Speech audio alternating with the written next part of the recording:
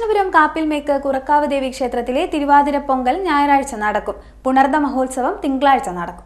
കൃഷ്ണപുരം കാപ്പിൽമേക്ക് ശ്രീ കുറക്കാവ് ദേവി ക്ഷേത്രത്തിലെ തിരുവാതിര പൊങ്കൽ ഞായറാഴ്ച നടക്കും. ഇതിനോടനുബന്ധിച്ച് പള്ളി ഉണർത്തൽ, നിർമ്മാല്യ ദർശനം, അഭിഷേകം, ഗണപതി ഹവനം, മൃത്യുഞ്ജയ ഹവനം, ഉഷപൂജ എന്നിവ നടക്കും. രാവിലെ 9 മണിക്കാണ് തിരുവാതിര പൊങ്കൽ നടക്കുക.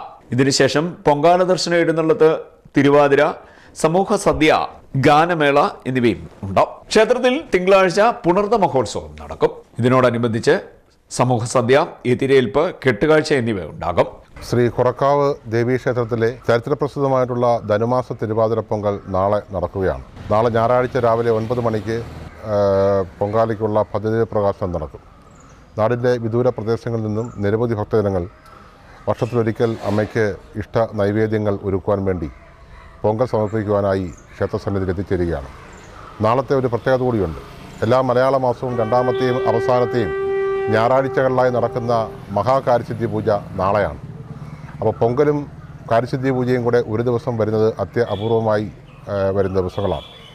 നാളെ രാവിലെ 9 മണിക്ക് cinema serial artist Kumari Aishwarya ഇതിൻ്റെ ആദ്യ പദ്ധതി പ്രകാശനം നിർവഹിക്കും. ക്ഷേത്രതന്ത്രി ബ്രഹ്മശ്രീ കിടാക്കോട്ടില്ലം നീലകണ്ഠം പോറ്റി, മേൽശാന്തി പാലക്കോട്ടില്ലം അരുൺ ദാമോദരൻ നമ്പൂതിരി എന്നിവർ ചടങ്ങുകൾക്ക് മുഖ്യ കാർമ്മികത്വം വഹിക്കും.